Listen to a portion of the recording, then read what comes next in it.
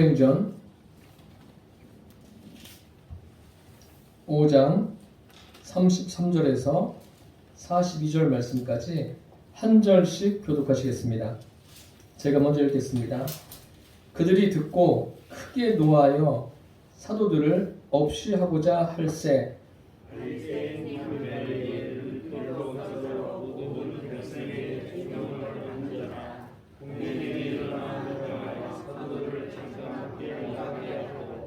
말하되 이스라엘 사람들아 너희가 이 사람들에게 대하여 어떻게 하려는지 조심하라. 이전에 그러다가 일어나 스스로 선전하되 사람이 약 400명이나 나르더니 그가 죽임을 당하매 다른 모든 사람들이 흩어져 없어졌고 그 후 호적할 때에 갈릴리의 유다가 일어나 백성을 꾀어 따르게 하다가 그도 망한즉 따르던 모든 사람들이 흩어졌느니라. 이제 내가 너희에게 말하노니 이 사람들의 선언하지 말고 그러더라. 이 사람과 이 소행이 사람으로도 삼으면 무너질 것이요 만일 하나님께로부터 났으면 너희가 그들을 무너뜨릴 수 없겠고 도리어 하나님을 대적하는 자가 될까 하노라 하니 그들이 옳게 여겨 사도들을 불러들여 채찍질하며 예수의 이름으로 말하는 것을 금하고 보니 사도들은 그 이름을 위하여 능욕받는 일에 합당한 자로 여기심을 기뻐하면서 공회 앞을 떠나니라. 그들이 날마다 성전에 있든지 집에 있든지 예수는 그리스도라고 가르치기와 전도하기를 그치지 아니하니라. 아멘. 오늘 말씀의 제목은 세상이 감당하지 못하는 사람, 이러한 제목으로 함께 은혜를 나누겠습니다. 성경을 보면 등장인물이 나옵니다. 등장인물을 가만히 살펴보면 그 사건과 관계가 있는 사람들이죠. 오늘 본문에도 등장인물이 나옵니다. 가말리엘 율법교사, 공의회 그 회원들, 예수님의 제자들, 그리고 그 외에 여러 사람들이 등장하고 있습니다. 이 사람들 중에 어떤 사람이 세상이 감당하지 못하는 믿음의 사람일까요? 여러분들은 성경을 읽으시면서 이 사람의 믿음은 이렇구나, 이 사람은 이러한 믿음을 갖고 있구나, 그렇게 보면서 성경을 읽으십니까? 어떤 분들은 성경을 읽으면서 각 사람을 어떤 상담의 재료로 사용하기도 하지만 성경은 그보다 차원이 훨씬 높습니다. 우리는 이 성경을 읽으면서 등장인물 한 사람 한 사람들을 놓치지 않기를 바랍니다. 오늘은 세상이 감당하지 못하는 믿음의 사람이 어떤 사람인가 말씀드리겠습니다. 첫째로 세상 기준으로 볼 때 세상이 감당하지 못하는 사람이 있습니다. 세상 기준입니다. 50절에 성령이 임하고 제자들이 성령의 임하심을 경험합니다. 그리고 나가서 예수 그리스도를 전합니다. 복음을 전하고 또 병든 자를 일으키고 귀신을 내쫓습니다. 심지어 어떤 사람은 베드로가 지나가는데 그 그림자라도 이제 덮일까 해서 병든 자를 데리고 와서 길거리에 놓기도 합니다. 다양한 능력이 일어나고 있습니다. 이러한 능력이 일어나니까 사람들이 몰려드는 거예요. 누구에게요? 제자들에게도 몰려듭니다. 이런 광경을 목격하고 들은 바리새인과 그 서기관들의 그 무리들이 시기가 났습니다. 이것을 어떻게 할까? 시기하다가 그들을 잡아서 옥에 가둡니다. 옥에 가두었는데 주의 사자가 역사에서 옥에 갇힌 제자들을 끌어냅니다. 그리고 그들은 끌어내서 살았다, 좀 쉬자, 이게 아니라 성전으로 갑니다. 성전으로 가서 생명의 말씀을 전합니다.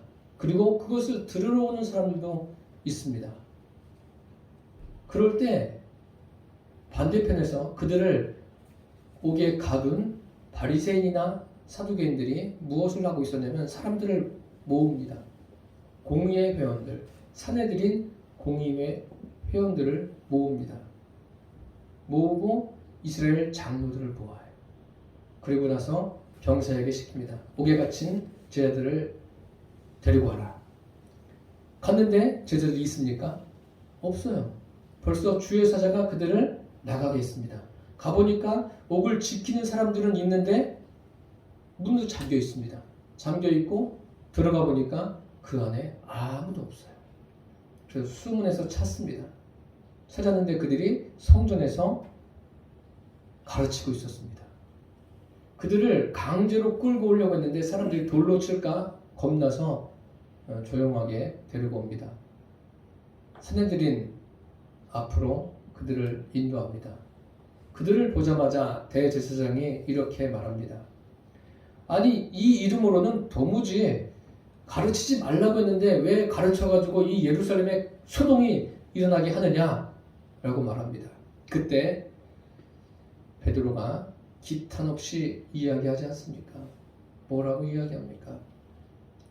사람에게 순종하는 것보다 하나님께 순종하는 게 낫습니다. 당신들이 예수님을 죽였지만 하나님이 그를 살리셨습니다. 이스라엘의 회개함과 죄사함의 은혜를 주님께서 베푸십니다. 우리는 이 일의 증인입니다. 라고 담대하게 기탄 없이 그 사내들인 회원들 앞에서 이야기합니다. 그들은 이 이야기를 듣고 화를 냅니다. 화가 머리끝까지 난 거예요. 사람들이 인생을 살면서 화낼 일들이 있습니다. 있는데 그 화날 때 잘 생각해 봐야 돼요. 내가 왜 이렇게 화를 내는가? 원인이 무엇인가? 이 사람들은 지금 그런 생각할 겨를이 없습니다. 제자들이 나와서 자기들이 하지 말라고 한 일을 하니까 그것이 화가 난 거예요. 이 사람들은 뭐 제자들의 말을 듣겠습니까? 듣지 않습니다. 사실 이 일을 덮어버리려고 이 사람들이 한 일이 무엇입니까? 예수님을 십자가에 못 박아 죽였습니다. 예수님을 죽이면 다 끝날 줄 알았어요. 끝날 줄 알았는데 지금 어떤 일이 일어납니까? 예수님의 제자들이 성령을 받아서 복음을 전하고 있습니다. 그러니까 참 답답한 일이죠. 이 사람들은 자기들이 가지고 있는 권력을 가지고 협박을 하고 있습니다. 협박을 한다고 됩니까? 화가 머리끝까지 올라서 그들도 죽이려고 합니다. 없애버리려고 하는 거예요.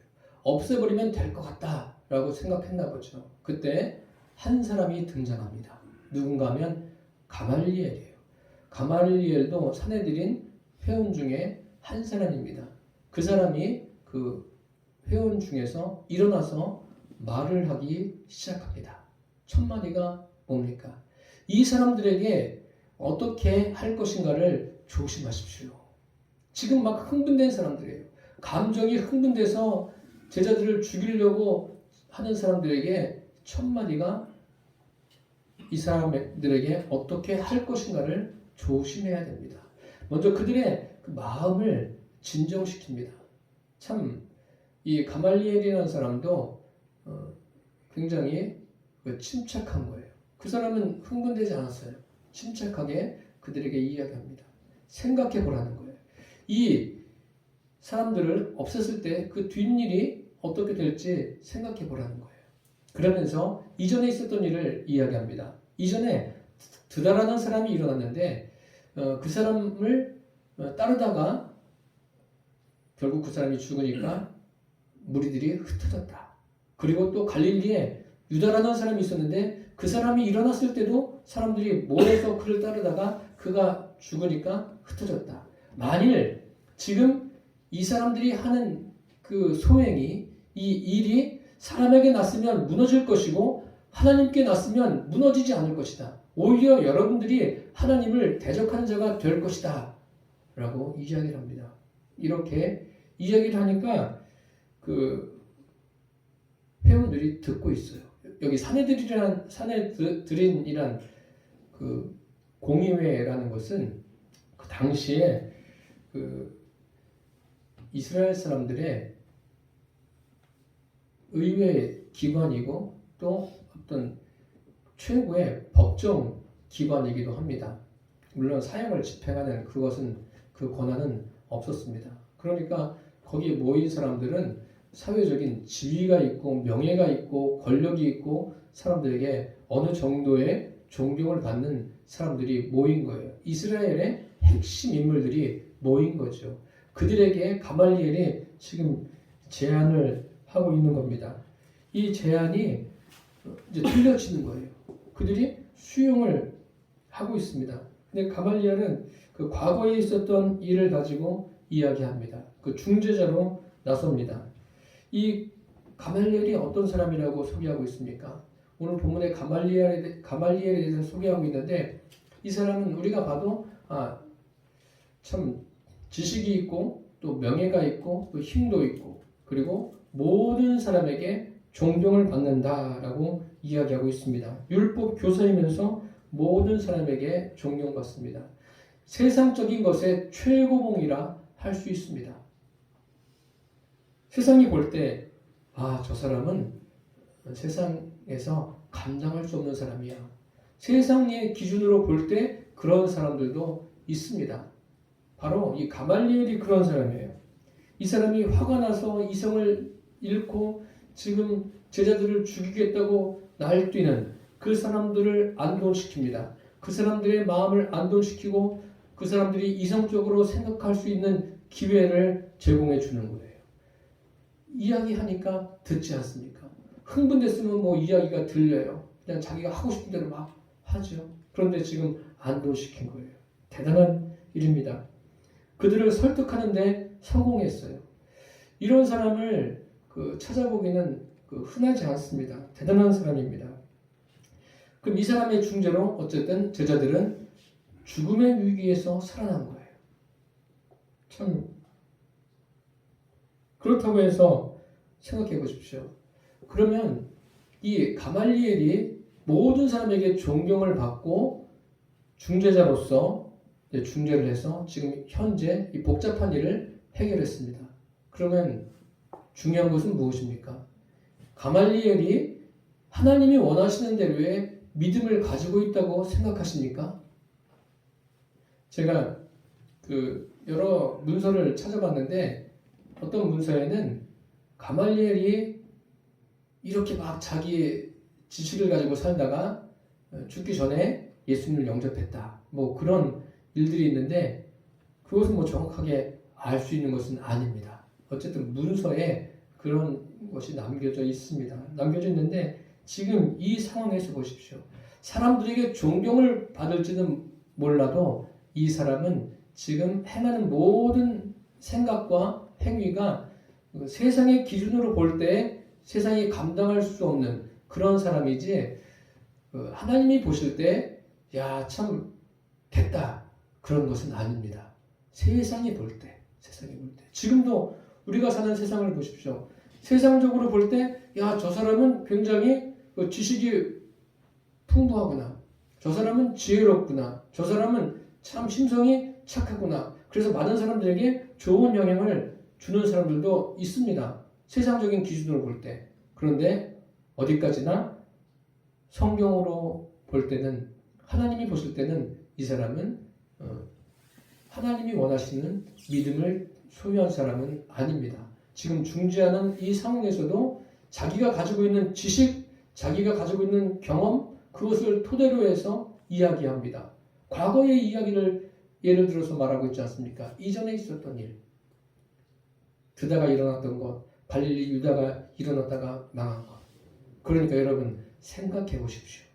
지금 이 사람들이 하는 일이 사람들에게 놨으면 놔둬도 무너지는 것이고 하나님께 놨으면 절대 무너지지 않습니다.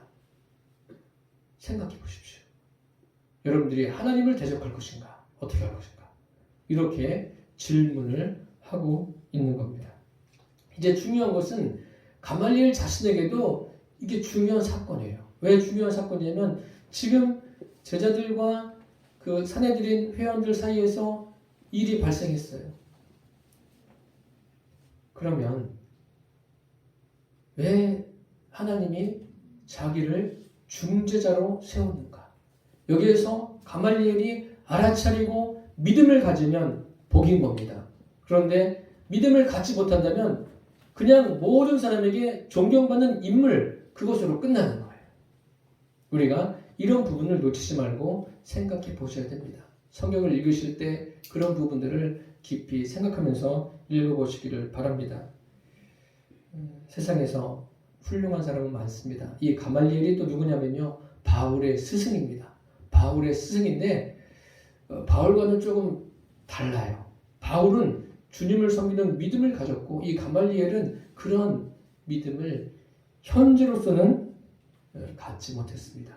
아니, 문서에 그렇게 기록되어 있어도 그것을 우리가 신뢰할 것인가 안 할 것인가, 그것은 각자의 선택에 달려있지만 오늘 이 성경을 읽는 이 사도행전 5장에 기록된 가말리엘이 참 훌륭한 일을 한 거예요. 훌륭한 일을 했지만 그가 하나님이 원하시는 믿음을 가졌다고는 말할 수가 없습니다.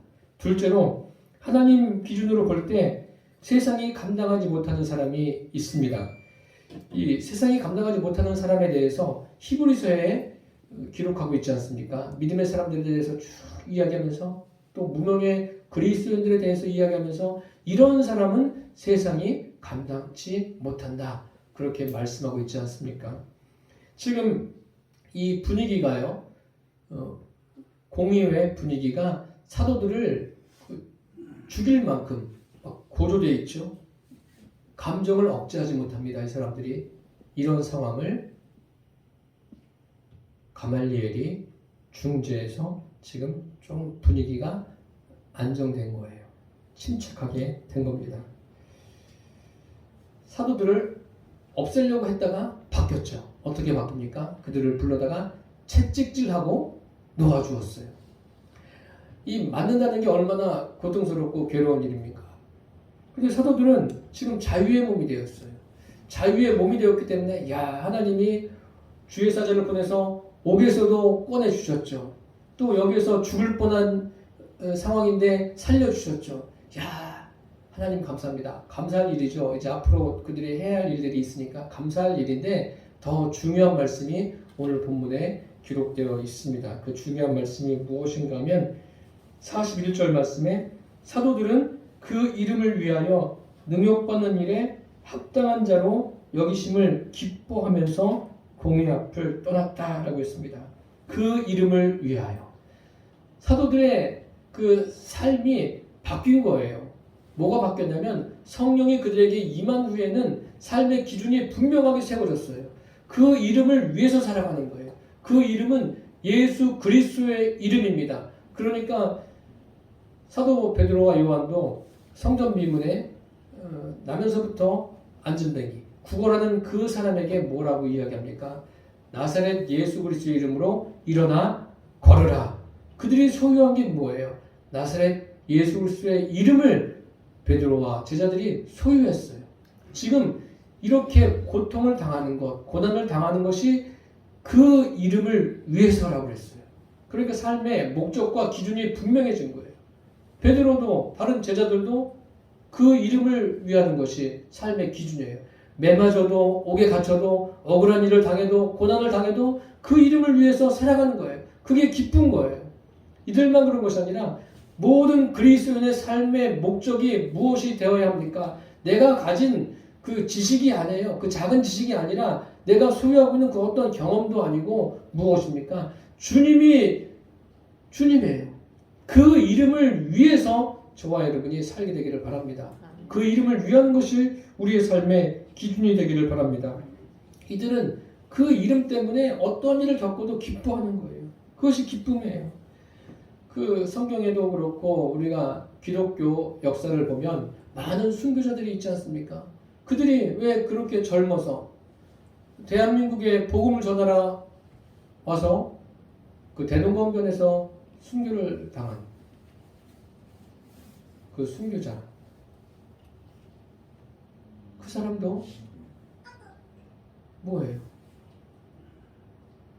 복음을 전해보지도 못하고 제대로 전해보지 못하고 순교한 게 무엇입니까? 그것 때문에 억울해한 게 아니에요. 기뻐했습니다. 그게 다 그 이름을 위한 거예요. 그 이름을 위해서. 그것이 바로 예수 그리스도를 기준으로 삼은 사람들의 믿음입니다. 이게 믿음이에요. 이게. 지금 제자들의 믿음이 어떠한가를 41절과 42절에 명확하게 기록해 놓고 있습니다. 그렇다면 가말리엘이 가지고 있는 것은 무엇입니까? 신본주의의 믿음이 아니라 인본주의예요. 인본주의. 이 신본주의와 인본주의의 차이점이 무엇입니까? 하나님 중심이냐, 사람 중심이냐? 영혼의 관심을 가지고 있느냐, 육신의 관심을 가지고 있느냐? 그 과거 지향적으로 말하고 있느냐, 결과로 말하고 있느냐, 원인으로 말하고 있느냐? 그런 거예요. 하나님은요, 누구든지 신본주의의 믿음을 갖기를 원하십니다. 신본주의에 서서 하나님 중심으로 생각하고 하나님 중심으로 말하고 하나님 중심으로 행동하고 이렇게 살아가기를 원하십니다. 이게 믿음이에요. 그냥 내 생각과 내 방법이 앞서서 살아가는. 지난 시간에도 말씀드렸지만 나하만 장군이 자기 생각을 버렸을 때 하나님 사람의 말씀대로 행했을 때 은혜를 경험하고 자기 몸에 치료함을 경험하지 않습니까? 예수 믿는다는 것은 무엇입니까? 내 생각을 버리는 거예요. 내 생각을 버리면 고통스러울 것 같고 힘들 것 같지만 아니에요. 내 생각을 버릴 때 그때부터 하나님의 역사가 일어나는 겁니다. 내 안에서 내 생각과 하나님의 생각이 충돌하는 거예요. 충돌해서 하나님의 생각이 이겨야 돼요. 하나님의 말씀이 이겨서 내가 그 안에 정복되어야 됩니다. 그래야 비로소 하나님이 원하시는 믿음의 사람으로 설 수 있는 겁니다. 하나님은 어느 시대든 믿음의 사람들이 그러한 믿음 갖기를 원하세요. 하나님 중심의 믿음. 성경이 그것을 말씀하고 있는 것 아닙니까? 어느 날 하나님께서 사무엘 선지자에게 말씀하십니다. 너는 이새의 집으로 가서 기름을 부어라. 사무엘이 두려워합니다. 왜 두려워하냐면 사울 왕이 딱 버티고 있는 거예요. 그 소문이 사울 왕의 귀에 들리면 자기가 불이익을 당하고 괴로운 일을 겪을까봐 크게 두려운 거예요. 하나님께서 가라고 하십니다. 하나님의 명령에 사무엘은 갑니다. 사람의 생각을 가지고는 갈 수가 없는 거예요. 자기 생각이 있었다면 사무엘이 갈 수 있었겠습니까? 자기 생각을 내려놓고 하나님의 말씀을 따라 가는 거예요. 이것이 믿음입니다. 이새의 집에 도착합니다. 도착해서 보니까 딱 큰아들을 보자마자 반한 거예요. 이야, 이 사람이 바로 주님 앞에서 기름 부음 받을 자구나. 그냥 마음먹 속에서 일어나는 거예요. 불길같이 일어나는데 하나님께서 아니라고 하십니다. 그 사람이 아니다. 너는 그 사람의 용모와 키를 보지 말라. 내가 그 사람을 이미 버렸다. 내가 보는 것은 사람과 같지 않다. 사람들은 외모를 보지만 나는 중심을 본다. 이렇게 사무엘에게 말씀하십니다. 하나님은 지금 우리의 중심을 보세요. 우리의 중심이 누구를 향해 있는가? 교회 나온다고 다 구원받습니까? 아니에요. 예수님을 내 안에 진심으로 주님으로 영접해야 그 사람에게 구원이 있는 겁니다. 그래서 목사가 외쳐야 되는 게 뭐예요? 목사가 외쳐야 되는 게 여러분 예수님을 삶의 주인으로 모시고 사십시오. 이것을 여러분들에게 말씀드리는 거예요. 제가 여기서 사명 다하는 그때까지 그것을 계속 외칠 겁니다. 그리고 여러분은 예수님을 주인으로 모시고 살아가시기를 바랍니다. 사무엘이 하나님께서 그렇게 말씀하시자 바뀐 거예요. 사무엘도 실수합니다. 그렇게 대선지자 아닙니까? 사무엘이 어려서부터 하나님을 신실하게 섬긴 이러한 사람도 실수하는 거예요. 그러니까 하나님의 말씀을 듣자마자 싹 바꾼 거예요. 자기 생각을 싹 버립니다. 버리고 다윗의 아들들을 봅니다. 하나 보는데 아니에요. 7명이 다 있는데 다 아닌 거예요. 기름 부을 자들이 아닌 거예요. 그래서 이새에게 묻지 않습니까? 여기에 이 아들들 말고 또 있냐? 그러니까 있다고 합니다. 있는데 누구예요? 8째가 있는데 그 아들은 지금 밖에서 일하고 있습니다. 양을 치고 있습니다. 데려와라. 내가 기다릴 거다. 그가 올 때까지 내가 식사를 하지 않을 거다. 그래서 다윗을 데려오게 합니다. 다윗을 데려오니까 하나님이 뭐라고 말씀하셔요? 이가 그니 참 한국말도 재밌어요. 이가 그니 그 사람에게 기름을 부어라. 다윗에게 기름을 붓습니다. 이것이 신본입니다. 하나님이 원하시는 대로 하나님은 다윗의 중심을 보신 거예요. 그러니까 사도행전에도 사울을 폐하시고 다윗을 세우시니 다윗이 뭐라고 했어요? 하나님 마음에 합한 자다. 다윗만 그렇습니까? 저와 여러분도 성경을 읽으면서 야 나도 하나님 앞에 이러한 사람이 돼야 되겠다. 이러한 좀 삶의 목표를 가지고 살게 되시기를 바랍니다. 그냥 세상적인 작은 것에 휘둘려가지고 이리저리 휘청휘청대고 휩싸이지 마시고 오직 주님께만 집중하는 그런 믿음의 사람들이 되기를 바랍니다. 하나님께서 다윗의 중심을 보신 거예요. 다윗의 그 7명의 형들, 특히 장자는 얼마나 멋지겠어요. 사무엘이 반할 정도니까요.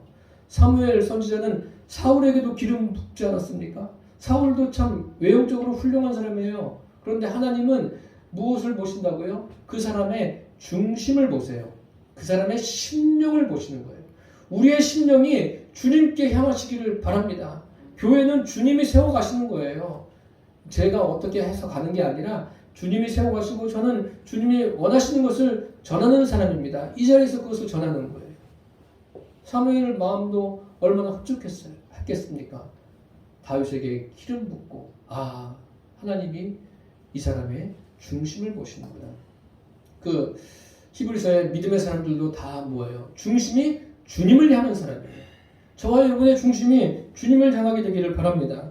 사도 바울도 주님을 위해서 살지 않았습니까? 오늘 본문에 보십시오. 가말리엘이 그 말한 게 많습니까? 그 제자들에 대해서 기록한 게 많습니까?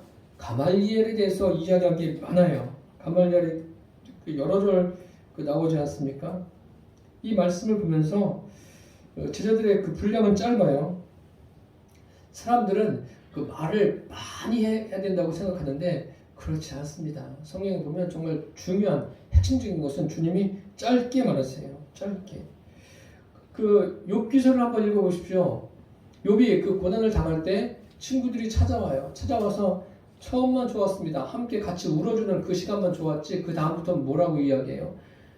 할 말이 왜 이렇게 많은 건지 그 아픈 사람을 두고 고난당한 사람을 두고 친구들이 이런저런 이야기를 많이 합니다. 그것을 듣는 사람도 괴로운 거예요. 욥도 괴로운 거예요. 몸도 괴로운데 마음이 더 지쳐가는 거예요. 친구들 때문에 그 위로를 받을 줄 알았는데 그들의 많은 말이 욥을 더 힘들게 합니다. 그래서 판단하는 거 아니에요. 많은 말 할 거 없어요. 하나님이 뭐라고 그러십니까? 그 친구들의 말이 맞을 것 같은데 하나님께서 이렇게 말씀하셔요. 너희가 나를 가리켜 말한 것이 내 종 욥의 말같이 옳지 못하다.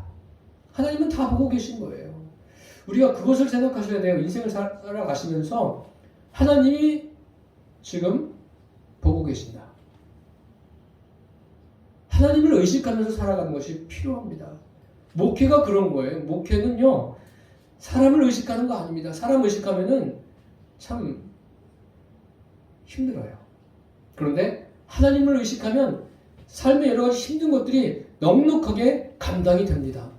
여러분들도 인생에서 겪는 일들이 하나님을 의식함으로 넉넉하게 감당해 나가게 되기를 축복합니다. 하나님이 뭐라고 그러세요? 욥이 옳다고 말씀하지 않습니까? 그리고 그에게 가서 용서를 구하라는 거예요. 욥이 하나님께 제사하고 다 회복된 후에 제사하고 그들을 용서하지 않습니까? 이런 것이 필요한 겁니다. 이게 바로 신본주의의 믿음입니다. 주님을 위해서 살아가는 세상이 감당할 수 없는 사람들의 믿음이 바로 이런 거예요. 저와 여러분이 성령님께 구하십시오. 성령님, 제가 무엇을 하든지 하나님께 영광이 되고 하나님께 기쁨이 되게 해주십시오. 이렇게 구하시기를 바랍니다.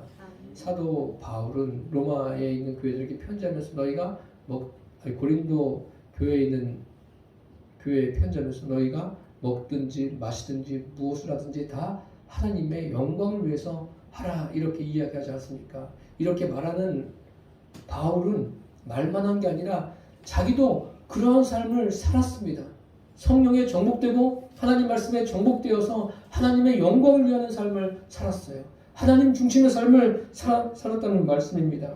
사람들은요, 나름대로 삶의 목적을 가지고 살아갑니다. 그 목적이 누구를 위한 건가 한번 생각해 보십시오. 주님을 위한 목적이 있어야 됩니다.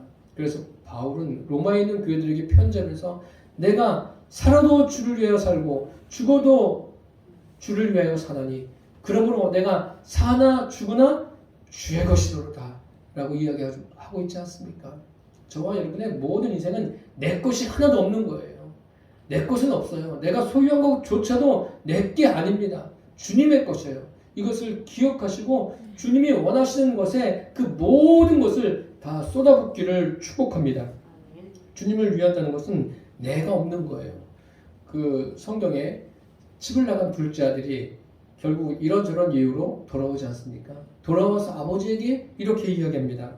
어떻게 이야기해요? 내가 하늘과 아버지께 죄를 얻었사오니 이제 나를 품꾼의 하나로 보소서. 품꾼이 뭐예요? 품꾼은 자기의 어떤 권리가 없는 사람이에요. 주인이 원하는 대로 다 해야 돼요. 생각조차도 주인이 원하는 대로 해야 되는 거예요. 자기 생각도 없는 거예요. 물론 생각은 자유지만 다 주인의 소유가 되는 거 아닙니까? 저와 여러분이 주님의 소유로서 인생을 살게 되기를 바랍니다. 주님을 위하는 삶이 무엇인가? 그리고 제자들이 어떻게 합니까? 날마다 오늘 본문에 보니까 그들이 날마다 성전에 있든지 집에 있든지 예수는 그리스도라고 가르치기와 전도하기를 그치지 않았다. 성전에 있든지 집에 있든지 주님을 예배하든지 일상생활을 하든지 주님을 가르치고 전하는 거예요. 저와 여러분의 삶이 이렇게 되기를 바랍니다. 교회에서 예배를 드리든 집에서 또 직장에서 사업장에서 누구를 만나든 내가 어떤 일을 하든 주님을 전하는, 말로써 전할 수도 있지만 나의 삶을 통해서 주님을 전하는 그리스도인 되시기를 바랍니다. 이것이 뭐예요?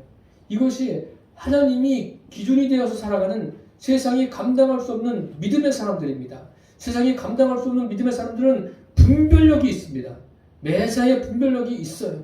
자기의 생각을 가지고 그 인간의 그 얕은 지식과 그 경험과 어떤 정보를 가지고 살아가는 게 아니라 하나님이 주시는 하나님의 말씀을 가지고 분별하는 그런 분별력을 가지고 살아갑니다. 이런 사람이 세상이 감당할 수 없는 믿음의 사람입니다. 세상이 감당할 수 없는 믿음의 사람이 성경에 기록된 인물들로 끝나는 것이 아니라 저와 여러분이 세상이 감당할 수 없는 믿음의 사람으로 우뚝 세워지기를 바랍니다. 그래서 2023년도가 세상이 감당할 수 없는 믿음의 사람의 삶이 어떠한가를 이 세상에 증명해 보이십시오. 증명해 보이셔서 저와 여러분을 통해서 구원받는 수가 날마다 더해가고 교회가 든든하게 세워져 가기를 예수님의 이름으로 축원합니다. 기도하겠습니다. 살아계신 주님, 세상이 감당하지 못하는 사람, 세상의 기준으로 볼 때 그런 사람도 있고 하나님의 기준으로 볼 때 그런 사람도 있습니다. 주님, 우리는 하나님의 기준으로 볼 때 세상이 감당하지 못하는 믿음의 사람이 되게 하여 주옵소서. 모든 일에 분별력을 가지고 살아가는 모든 성도들이 되게 하여 주옵소서. 예수님의 이름으로 기도드립니다. 아멘.